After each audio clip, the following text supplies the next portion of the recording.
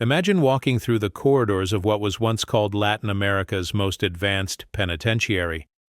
The silence hits you first, not the peaceful quiet of an empty building, but the heavy, suffocating silence of a place where 8,000 human voices were systematically erased from history. Carandiru Penitentiary, built in 1922 for 1 million cruzeros, nearly $15 million in today's money, designed by European architects who believed they were creating a model of scientific incarceration. Clean cells, measured spaces, acoustic isolation so perfect that screams would never reach the outside world. They succeeded beyond their wildest nightmares. For 70 years, this concrete fortress on a hill outside São Paulo operated as a human storage facility, packing 8 men into cells designed for one. The state abandoned its prisoners to an internal justice system ruled by cigarettes, violence, and the daily mathematics of survival. Guards stopped counting bodies and started counting shadows, but on October 2, 1992, the machine finally broke. 111 men died in 2 hours of gunfire that echoed through corridors designed to contain sound. Not a battle, not a riot, something far more disturbing. An industrial accident involving human lives. Today we open the classified files on Carandiru, the architectural plans that prioritized acoustic isolation over human dignity, the budget documents that reveal how cost-cutting created the conditions for catastrophe, the radio transcripts from the day the silence finally ended. This is the story they tried to bury beneath a public park. The story of how a building designed to disappear people accomplished exactly what it was built to do. Stay with us as we reconstruct the blueprint of Brazil's most notorious massacre and discover why the screams were always supposed to be silent. The year was 1920, and São Paulo had a problem. Not the kind of problem you solve with money or politics, the kind that festers in dark corners of the city, growing larger with each passing day. Crime was rising. The old jails were bursting, and the powerful men who ran Brazil's largest city needed somewhere to put the people they wanted to disappear. They found their answer on a hill. 43 kilometers north of downtown São Paulo, the land rose gently from the urban sprawl. The elevation gain was modest, just 60 meters above the city center, but it was enough. Enough to catch the wind, enough to see the sprawl of neighborhoods below. And most importantly, enough to ensure that sounds would not carry back to the civilized world. The hill had no name then. Local farmers knew it only as good drainage land, the kind where crops didn't rot in the rainy season. Engineers who surveyed it noted the stable clay composition beneath a thin layer of topsoil. Perfect for foundations. Perfect for something permanent. What they were building would need to be permanent. The site selection committee met 6 times in the spring of 1921. Their reports, filed in the São Paulo Municipal Archives, are written in the dry language of bureaucrats. Lot size, 12 hectares. Soil composition, suitable for heavy construction. Transportation access, adequate rail connection for material delivery. But buried in the technical language was a single line that revealed the true purpose of this place. The elevated position ensures acoustic isolation from residential districts. Acoustic isolation, a clinical term for a simple truth. Screams would not be heard. The committee members were not cruel men, at least not in their own minds. They were practical men solving a practical problem. São Paulo was modernizing. Coffee wealth was transforming the city into Brazil's economic engine. Foreign investment was pouring in. The old colonial chaos had to be contained, organized, made invisible. Dr. Heitor Carrillo, the committee's psychiatric advisor, had toured European prisons the year before. He returned with photographs and detailed notes on the latest in scientific incarceration. The Italians, he reported, had perfected the art of architectural control. Their newest facilities used precise cell dimensions, 2 meters by 3 meters, calculated to house 1 man in dignified isolation. Corridor widths of 4 meters allowed for safe supervision. Ventilation systems moved fresh air through each block every 47 minutes. science applied to the problem of human storage. The Brazilian officials copied the European specifications exactly. Cell dimensions: 2 meters by 3 meters. Corridor width: 4 meters. Ventilation cycle: 47 minutes. They filed the plans with confidence, certain they were building something enlightened, something modern. They never asked a different question: what happens when one becomes 5? Construction began on a Tuesday morning in September 1922. The date was chosen for symbolic reasons: Brazil's centennial of independence. The future prison would represent a new chapter in Brazilian justice, they said. Modern, humane, scientific. The first trucks arrived before dawn, carrying Austrian cement and German steel. The contractors were European firms with experience in institutional construction. They had built hospitals in Vienna, government buildings in Berlin, factories across the industrial belt of northern Italy. This project would be no different, they assumed. The foundation work took 8 months. Workers poured concrete 18 meters deep in some sections, 16 meters in others. The variation was intentional. Different parts of the complex required different levels of security. The maximum security blocks, designed to house the most dangerous criminals, received the deepest foundations and the thickest walls. But even here, compromises were made. The architectural plans called for wall thickness of 45 centimeters throughout. But concrete was expensive, steel was expensive, and the budget had limits. Interior walls were reduced to 30 centimeters, then 25. The savings were modest, perhaps 10% of the total construction cost. But in a project measured in millions of cruzeiros, 10% mattered to the men who signed the checks. What they didn't anticipate was the acoustic consequence. Sound travels through concrete, but the speed depends on thickness and density. At 45 centimeters, voices became muffled whispers.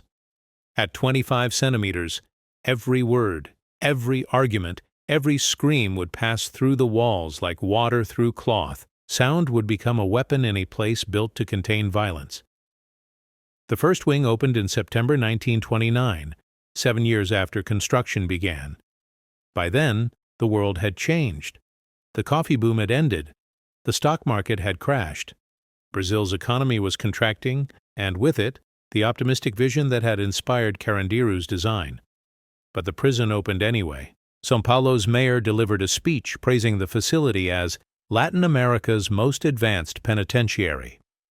Newspaper photographers documented the spotless corridors, the gleaming steel bars, the modern sanitation systems.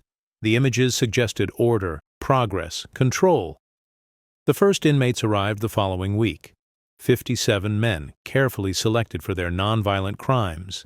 Thieves, forgers, men whose presence would not threaten the experimental nature of this new approach to incarceration. Each man was assigned to his own cell, exactly as the European models prescribed: 2 meters by 3 meters, a steel cot, a ceramic toilet, a small window positioned too high to provide a view but large enough to ensure adequate light. For exactly 11 months, the system worked as designed. Then São Paulo's crime rate began to climb. Bank robberies increased 40% in 1930. Street theft doubled. The old jails overflowed, and judges began sentencing more men to Carandiru. 2 inmates per cell became standard, then 3, then 4. The architects were consulted. Could the cells accommodate more men? The answer was technically yes, if bed frames were removed, if inmates slept in shifts, if dignity was sacrificed for capacity. The alternative was turning convicted criminals back onto the streets. There was no alternative. By 1932, the temporary overcrowding had become permanent policy. The European design specifications were quietly abandoned. Carandiru began operating at 150% capacity, then 200%. Then the administrators stopped counting percentages and simply focused on the daily reality of fitting human beings into spaces never designed to hold them. But the numbers kept growing. São Paulo's population was exploding. 200,000 new residents every year throughout the 1930s. Rural Brazilians fleeing drought and poverty. European immigrants seeking opportunity, former slaves' children moving to the cities. Most came seeking work, but not all found it. Crime became a form of economic survival, and prison became the consequence. Carandiru expanded accordingly. New wings were added in 1934, 1937, and 1940. Each expansion followed the same pattern: copy the original design, but build it faster and cheaper. The result was a complex of 9 interconnected blocks, housing nearly 3,000 men by 1941. But the infrastructure never caught up. The sewage system, designed for 500 inmates, now served 6 times that number. The kitchen facilities, adequate for modest meals for a few hundred, were overwhelmed by the mathematics of feeding thousands. The medical clinic, originally equipped for routine checkups and minor injuries, became a triage center for the consequences of systematic overcrowding. During the rainy season of 1942, the sewage system failed completely. Human waste backed up through floor drains in the lower blocks, creating a toxic flood that took 3 weeks to clean. The incident never made the newspapers. The prison administration classified it as a maintenance issue and quietly contracted with private waste removal companies. But the inmates remembered. They began calling the lower blocks the swamp. Some requested transfers to higher levels, willing to accept more violent cellmates in exchange for dry floors. Others simply adapted, learning to navigate ankle-deep sewage with the same resignation they brought to every other indignity. The machine was running, but it was running differently than anyone had planned. Guards who had been trained to maintain individual relationships with inmates now managed populations too large to know by name. Administrative routines designed for careful record-keeping became exercises in statistical approximation. Rehabilitation programs, already limited, were abandoned entirely. What emerged was something unprecedented in Brazilian history: a human warehousing system that operated by its own logic according to its own rules. The state maintained nominal control, but day-to-day governance passed to the inmates themselves. They developed informal hierarchies, dispute resolution mechanisms, economic systems based on scarce resources like cigarettes and medicine. The guards observed this evolution with a mixture of relief and unease. Inmate self-governance meant fewer confrontations, fewer disciplinary incidents, fewer reports to file. But it also meant admitting that the state had lost effective control over its own institution. By 1950, Carandiru housed 8,000 men in facilities designed for 1,000. The overcrowding was no longer a temporary emergency. It was the fundamental operating principle. New guards were trained not on European theories of scientific incarceration, but on the practical realities of managing chaos. The silence that had once defined the hill was gone. Carandiru hummed with constant noise, voices, machinery, the echo of footsteps on concrete. But it was contained noise, trapped within walls thick enough to muffle but not eliminate the sounds of human suffering. The city of São Paulo grew around the complex, but never too close. Real estate developers understood the implicit boundary. Factories were built nearby, close enough to benefit from cheap land, far enough to avoid the association. Shopping centers and residential neighborhoods maintained a careful distance. The hill became an island of institutional isolation, surrounded by the sprawl of urban progress. This was the genius of the original site selection. The acoustic isolation that had seemed like a technical detail in 1921 became a political necessity by 1950. Whatever happened inside Carandiru stayed inside Carandiru. The screams that the planners had worried about were swallowed by distance and concrete, leaving the rest of the city free to prosper without confronting the cost of their prosperity. The machine was working exactly as it had been designed to work. Not according to the written specifications, not according to the European models, but according to the deeper logic that had always driven the project, the need to make unwanted people disappear.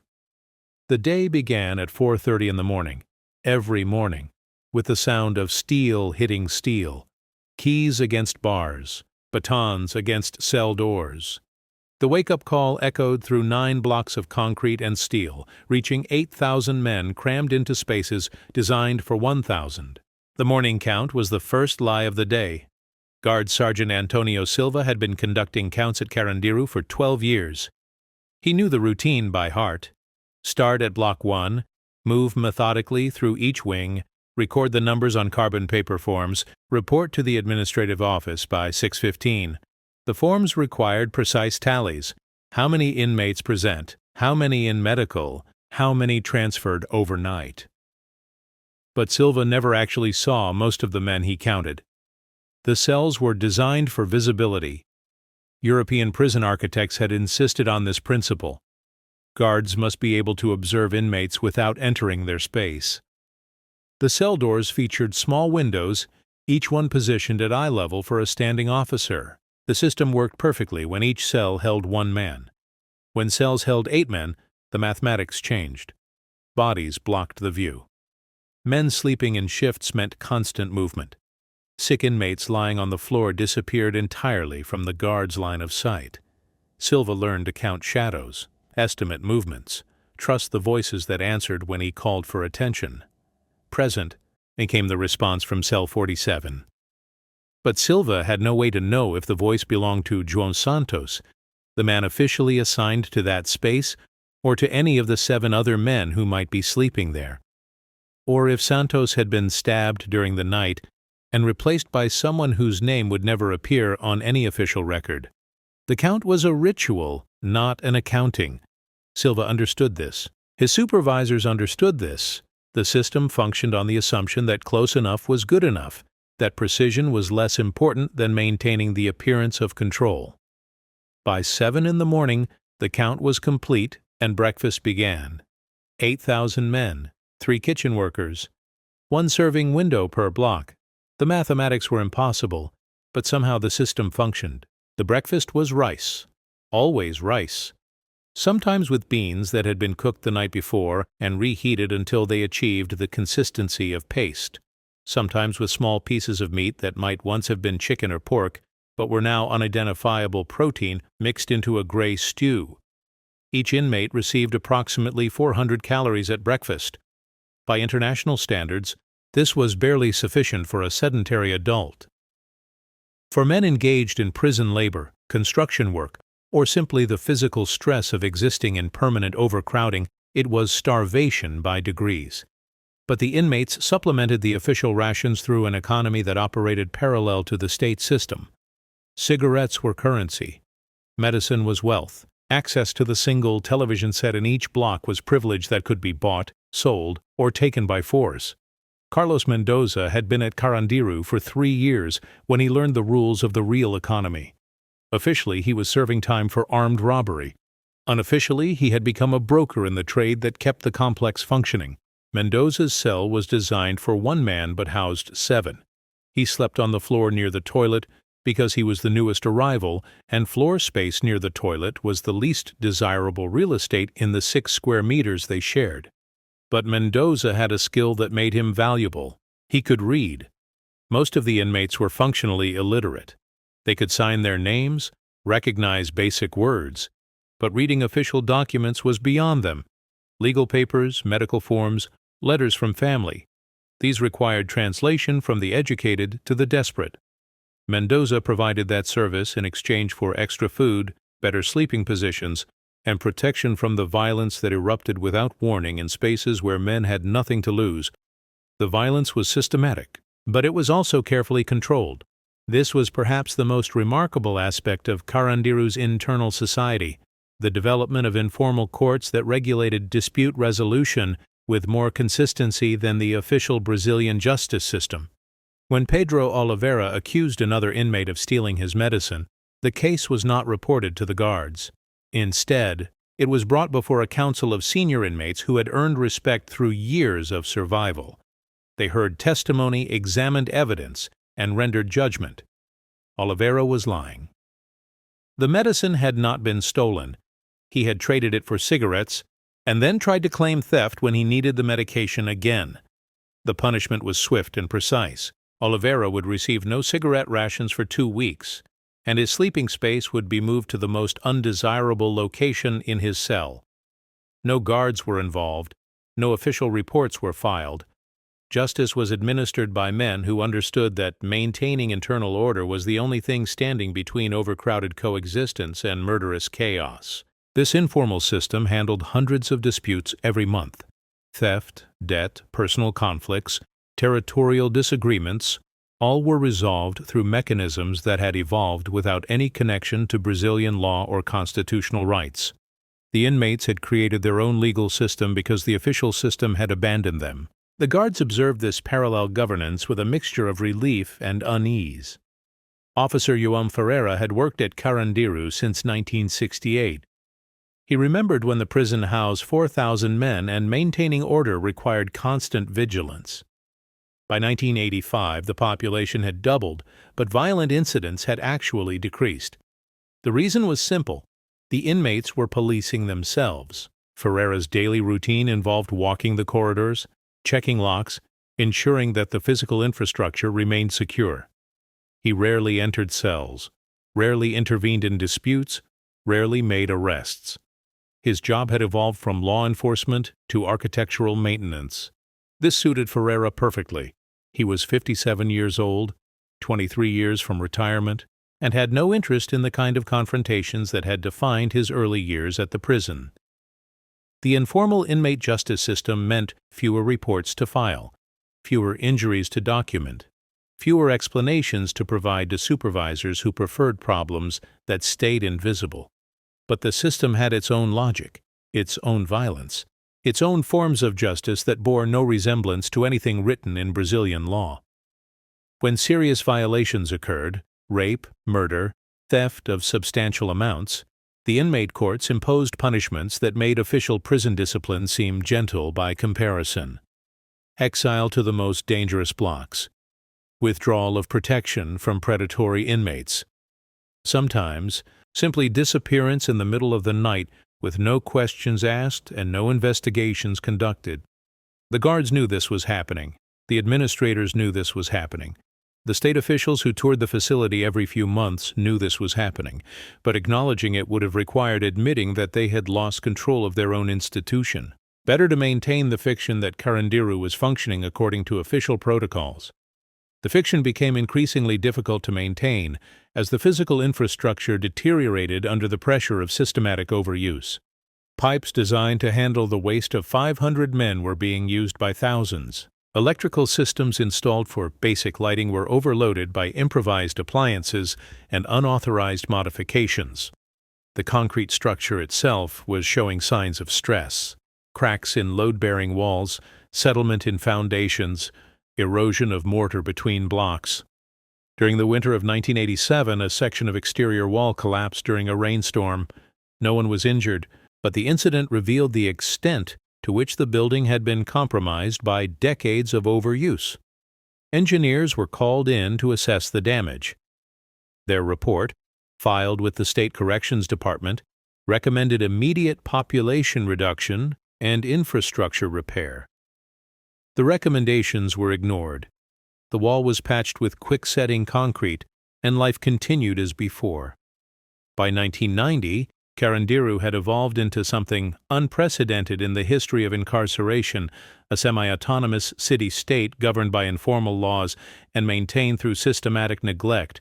The inmates had developed their own economy, their own justice system, their own social hierarchies. The guards had become caretakers of a building rather than enforcers of state authority.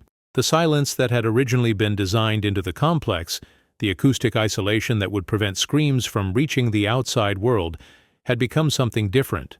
It was now the silence of abandonment, the quiet admission that what happened inside the walls no longer mattered to the people who had built those walls. 8,000 men living in spaces designed for 1,000, guards who counted shadows instead of people. Justice administered by inmates because the state had stopped caring about justice. An economy based on cigarettes and violence. Infrastructure failing under the weight of systematic overuse. This was the machine that Carandiru had become by 1992. Not a prison in any traditional sense, but something new. A human storage facility that operated according to the logic of contained despair. The machine was running smoothly, efficiently, quietly. It processed human beings like any other industrial system, reducing them to statistics and managing them through controlled neglect. The state maintained ownership of the building and paid the salaries of guards who no longer guarded anything. Everyone understood that the system was unsustainable. The overcrowding would eventually lead to catastrophic breakdown. The informal justice would eventually encounter a problem too large for inmates to handle among themselves. The deteriorating infrastructure would eventually fail in ways that could not be ignored. But unsustainable systems can run for decades if no one has the political will to change them. Carandiru had become a perfect example of institutional momentum, a machine that continued operating simply because stopping it would require acknowledging how completely it had failed. The silence on the hill was no longer the silence of control. It was the silence of abandonment. 8,000 men had been forgotten by the society that had locked them away. The guards who watched over them had forgotten why they were watching. The administrators who ran the system had forgotten what the system was supposed to accomplish. In that silence, pressure was building. Like steam in a container with no release valve, the daily indignities and systematic neglect were accumulating into something that would eventually demand expression. The informal justice system could handle individual disputes, but it was not designed for collective rage. The machine was running perfectly until the day it wasn't. October 2nd, 1992. A Friday. The thermometer in downtown São Paulo reached 34 degrees Celsius by noon, but inside the concrete blocks of Carandiru, the temperature climbed higher. Concrete absorbs heat during the day and radiates it slowly. The ventilation system, designed for 500 men, moved air through spaces now packed with 8,000 bodies. The mathematics of human heat generation in confined spaces created an environment that was barely habitable.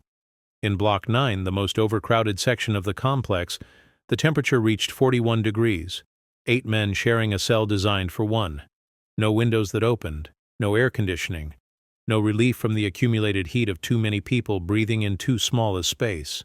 Heat affects human behavior in predictable ways. Tempers shorten. Judgment deteriorates. Small irritations become major confrontations.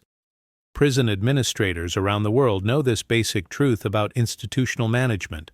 Hot weather means trouble.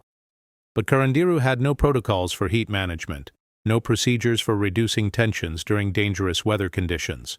The system had evolved to handle normal problems through normal means. Extreme weather was just another variable to ignore. The trouble started in cell 51 at approximately 2:15 in the afternoon. An argument over water. Not drinking water that had been rationed since morning. Ice water. A single cup that had been smuggled from the kitchen and was being shared among 8 men who had been sweating in 40-degree heat for 6 hours. Luis Pereira claimed the final sip because he had traded cigarettes for the original cup. Roberto Silva argued that the water had been communal property from the beginning and should be shared equally. These were the kinds of disputes that the informal justice system handled routinely. Testimony would be heard, evidence would be examined, a decision would be rendered, but the heat had compressed normal timelines. Neither man was willing to wait for the evening council session. Neither man was willing to accept the other's interpretation of water rights. What should have been a simple arbitration became a physical confrontation. Silva shoved Pereira. Pereira shoved back. In 6 square meters containing 8 men, any physical conflict immediately involved everyone present. Bodies pressed against bodies. Shouting attracted attention from adjacent cells. Within minutes, the dispute had expanded beyond its original participants. Guard Corporal Manuel Santos heard the commotion from the corridor. Standard protocol required him to assess the situation, determine if intervention was necessary, and radio for backup if the disturbance appeared to be escalating beyond normal limits. Santos looked through the cell window and saw 8 men arguing loudly in a space that was too hot and too small for rational conversation. 2 men were pushing each other. The others were taking sides. The noise level was increasing. This was exactly the kind of situation where guard intervention could make things worse. Santos had been trained never to enter a cell during an active dispute unless inmate safety was immediately threatened. De-escalation was supposed to happen through the inmates' own conflict resolution mechanisms. Santos made the decision that his training had taught him to make. He walked away. The absence of official authority created a vacuum that was filled immediately by unauthorized authority. Men from adjacent cells began offering opinions about who was right and who was wrong. Alliances based on personal relationships, ethnic background, and crime categories began to influence what had started as a simple disagreement about water. In Cell 52, inmates who had been listening to the argument through the thin walls decided that Silva was being treated unfairly. In Cell 50, men who had previous conflicts with Silva's associates decided that Pereira deserved support. What had been a two-person dispute was becoming a block-wide conflict. By 3 o'clock, 40 men were involved in a confrontation that had originally been about 1 cup of water. Voices carried through the inadequate walls. Arguments spread from cell to cell like fire through dry grass. Guards in the corridor could hear the escalation but had no protocols for managing disputes that involved multiple cells simultaneously. The informal justice system was designed to handle individual conflicts, but it had no mechanisms for managing collective anger. When disputes involved entire sections of a block, there was no higher authority to appeal to, no procedure for restoring order, no way to separate the various factions long enough for tempers to cool. At 3:27, someone in Cell 53 began banging on the bars with a metal cup. The sound echoed through the corridor, was picked up by men in other cells, and within minutes became a rhythmic noise that could be heard throughout Block 9. Banging on bars was a traditional form of prison protest, a way of expressing collective dissatisfaction without directly challenging authority, but in the superheated atmosphere of an October afternoon, with tensions already elevated by overcrowding and a water dispute that had spread beyond all reasonable boundaries, the rhythmic banging became something more than protest. It became a call to action. Guard Sergeant Antonio Ribeiro radioed the control center at 3:41. Disturbance in Block 9. Multiple cells involved. Request guidance. The response came back immediately. Monitor situation. Do not enter block unless emergency conditions develop. Backup units on standby. This was standard protocol, developed through 20 years of managing an overcrowded facility. Most disturbances burned themselves out if left alone. Guard intervention often escalated conflicts that would otherwise resolve through inmate mechanisms. The safest approach was to maintain perimeter security while allowing internal tensions to dissipate naturally. But this disturbance was not dissipating. The banging continued. Voices were getting louder. Men who had not been involved in the original water dispute were now participating in what was becoming a generalized expression of frustration with the heat, the overcrowding, and the daily indignities of existence in a place where 8 men shared space designed for one. At 4:15, the noise could be heard in adjacent blocks. Inmates who had no knowledge of the original dispute were joining the protest simply because protest was happening. The rhythmic banging had become a form of communication, a way for thousands of men to express feelings that had no other outlet. Guard Corporal Jose Mendez, stationed in Block 8, reported that his inmates were asking questions about the noise from Block 9. Some were requesting permission to join whatever was happening. Others were asking to be transferred away from the disturbance. All were agitated by sounds they couldn't see or understand. The isolation that had been built into Carandiru's design, the acoustic barriers that were supposed to contain problems, was now working against the administration. Guards could hear that something was wrong, but they couldn't see what was happening. Inmates could hear collective action taking place, but they couldn't participate or distance themselves from it. By 5 o'clock, the disturbance had spread to 3 blocks. What had started as an argument over water in a single cell was now involving nearly 1,000 men. The informal justice system had completely broken down. The guard protocols were proving inadequate for a multi-block situation. The administration was facing something they had never planned for: collective action by men who had nothing to lose. Prison Director Carlos Afonso received the situation report at 5:20. Multiple blocks, hundreds of inmates, sustained noise that suggested organized protest rather than random violence. Guards unable to assess the specific nature of the threat. infrastructure showing signs of stress as men tested the security of doors, windows, and bars. Afonso had three options. He could wait and hope the situation would resolve itself through inmate fatigue. He could order guards to enter the blocks and attempt to restore order through negotiation, or he could request assistance from outside law enforcement agencies. The first option was becoming less viable with each passing minute. The disturbance was spreading, not diminishing. The second option was dangerous for guards and might escalate the situation beyond containment. The third option would bring military police into a civilian corrections facility, something that had never happened in Carandiru's 70-year history. Afonso made the call at 5:47. This is Director Afonso at Carandiru Penitentiary. We have a major disturbance involving multiple blocks and approximately 1,000 inmates. I am requesting immediate assistance from São Paulo Military Police. Authorization code 77 Alpha. The response was immediate. Units dispatched. ETA 20 minutes. Maintain perimeter security until arrival. 20 minutes. Enough time for the situation to evolve in ways that no one could predict. Enough time for 1,000 angry men to discover what they could accomplish when they stopped accepting the daily indignities of systematic neglect. Enough time for the machine that had been running quietly for decades to announce that it was finally, completely, irreparably broken. The silence that had defined the hill for 70 years was ending. But what would replace it was not yet clear. The São Paulo Military Police received the emergency call at 5:47 p.m. By 6:03 p.m., 2 armored vehicles were rolling through the gates of Carandiru Penitentiary. By 6:08 p.m., Colonel Ubiratan Guimarães was standing in the prison's administrative building, receiving a briefing that no amount of training could have prepared him for. Multiple blocks in active disturbance, Director Afonso explained, spreading architectural plans across a conference table that had never been used for tactical planning. Approximately 1,000 inmates involved. Guards have withdrawn to perimeter positions. Infrastructure is secure, but we're dealing with collective action, not individual violence. Colonel Guimarães studied the prison blueprints with the eye of a military strategist.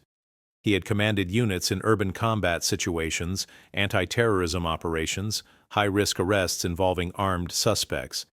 But those operations had clear objectives: neutralize specific threats, secure specific locations, arrest specific individuals. This was different. The enemy was a crowd of unarmed men trapped in a building with no exits, expressing anger about conditions that even Guimarães could see were inhumane. The tactical challenge was not how to defeat an armed opponent, but how to restore order among people who had been abandoned by the system they were now challenging. "What are their demands?" Guimarães asked. "There are no demands," Afonso replied. This started as a dispute over water and escalated into generalized protest. They're not negotiating. They're not organizing. They're just expressing frustration with the heat and overcrowding. Guimarães had received no training for managing prison riots because prison riots were supposed to be handled by prison administrators. Military police were called in only when security had been completely lost, when civilian authority could no longer function, when the situation required the kind of force that civilian guards were not equipped to provide. But Carandiru presented a unique tactical environment. Narrow corridors designed to limit inmate movement also limited police maneuverability. Multiple levels connected by stairwells that could become choke points.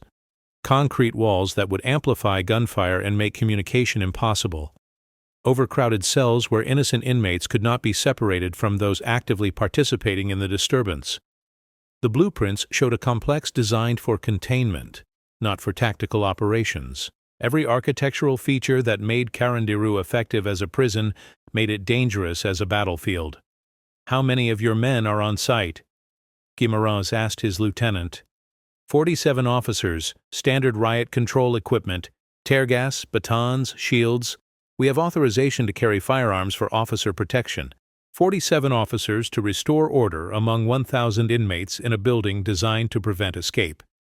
The mathematics were challenging, but not impossible if the operation was conducted methodically, block by block, using overwhelming force to discourage resistance while minimizing the risk of casualties.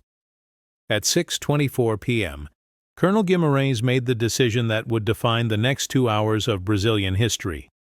We enter the complex in 3 teams. Alpha Team takes Block 7, where the disturbance started. Bravo Team secures Block 8 to prevent spread. Charlie Team maintains perimeter security and manages any inmates who attempt to evacuate. Rules of engagement are defensive. Weapons only if officers are directly threatened. The plan was methodical, professional, and completely inadequate for the reality they were about to encounter. The first team entered Block 9 at 6:31 p.m. 12 officers in full tactical gear moving through corridors designed for prison guards conducting routine inspections. The architectural constraints became apparent immediately. Stairwells built for single-file movement could not accommodate tactical formations. Blind corners that had been acceptable when guards were interacting with compliant inmates became potential ambush points when dealing with angry crowds.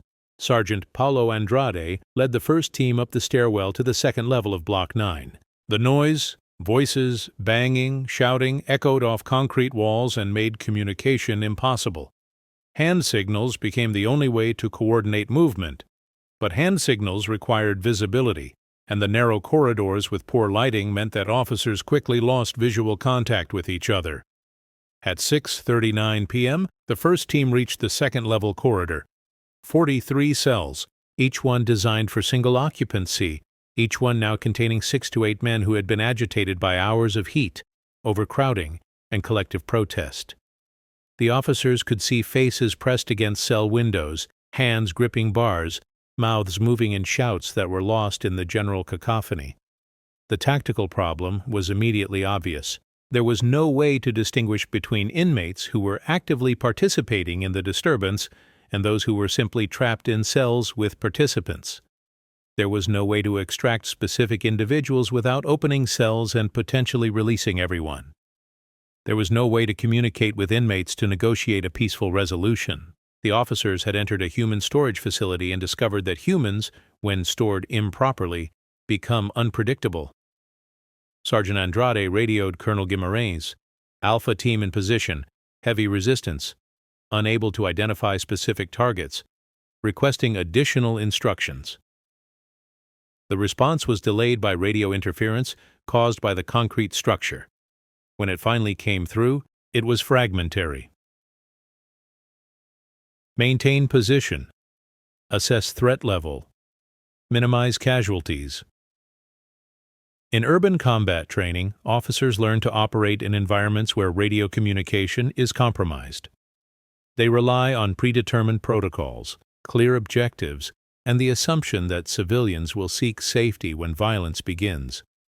But Carandiru violated all of these assumptions.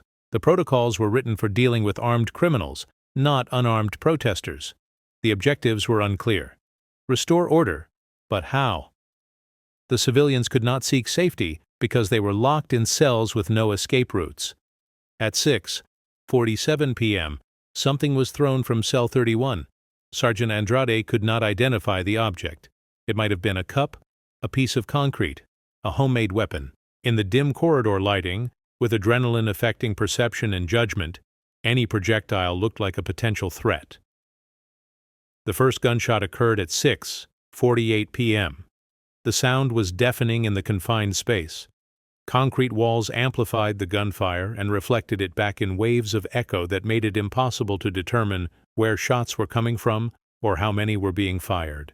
Officers who had been trained to use gunfire as a tool of precise control found themselves operating in an environment where every shot became part of a chaotic symphony of noise and confusion. Within 30 seconds, officers in all 3 teams were reporting gunfire, but no one could confirm who was shooting at whom or why. Radio communication became completely ineffective. The acoustic characteristics that had been designed to contain prisoner noise were now preventing police coordination. Officer Ricardo Santos, positioned at the end of the corridor in Block 8, heard gunfire from Block 9 and assumed his unit was under attack. He fired 3 rounds toward sounds he interpreted as threats. The muzzle flashes in the dim corridor eliminated his night vision. The gunfire sounds made radio communication impossible. He found himself operating alone, in darkness, surrounded by noise he couldn't interpret. This was how tactical operations disintegrated. Not through enemy action, but through environmental factors that no training had anticipated. Officers became isolated from their units. Communication systems failed. Clear objectives became impossible to achieve when you couldn't see the environment you were trying to control. At 6:52 p.m., Colonel Guimarães attempted to radio a ceasefire order. The radio interference meant that only fragments of his transmission reached the officers. Cease fire. Withdraw to maintain position. Different officers interpreted the fragmentary message in different ways. Some understood it as an order to stop shooting. Others heard it as a command to maintain position and return fire if threatened. Most heard only static punctuated by gunfire that seemed to be coming from every direction at once. The operation had been planned to last 30 minutes, enough time to restore order through show of force and methodical processing of detained inmates, but the environmental factors had compressed 30 minutes of planned action into 5 minutes of uncontrolled chaos. By 7:15 p.m., the gunfire had stopped. Not because anyone had given an order, but because there was nothing left to shoot at. The corridors were empty except for officers. The cells were silent except for the sound of men breathing carefully, quietly, waiting to discover if they were still alive. Sergeant Andrade conducted the first casualty assessment. Cell 31, 3 inmates dead, 2 wounded. Cell 32, 4 dead, 1 wounded. Cell 33, 2 dead, 3 wounded. The mathematics of confined space gunfire had produced a casualty rate that no urban combat scenario had ever generated. The final count would take hours to complete, but the initial reports made one fact clear. This had not been a gun battle. It had been something else entirely, an industrial accident involving firearms, a systematic failure that had produced casualties through mechanical processes rather than tactical decisions. 111 inmates dead, 0 officers killed, 0 officers wounded. These statistics would define every subsequent investigation, every legal proceeding, every attempt to understand what had happened in the corridors of Carandiru between 6:31 and 7:15 p.m. on October 2, 1992. But statistics cannot capture the acoustic experience of gunfire in confined spaces, the visual distortion of muzzle flashes in dim corridors, the psychological impact of tactical training applied to an environment that violated every assumption about how force should be used to maintain order. At 7:45 p.m., the corridor lights were restored to full power. Officers could finally see what they had been shooting at. Cells designed for 1 inmate, packed with 6 to 8 men who had no escape routes when the shooting started. Bodies positioned in corners, under bunks, pressed against walls. The evidence of people trying to find cover in spaces that offered no protection. The silence that followed was different from any silence that had ever existed on the hill. Not the silence of control that the original architects had designed. Not the silence of abandonment that had characterized the decades of systematic neglect. This was the silence of completion, the sound of a machine that had finally accomplished what it had always been designed to do: make people disappear.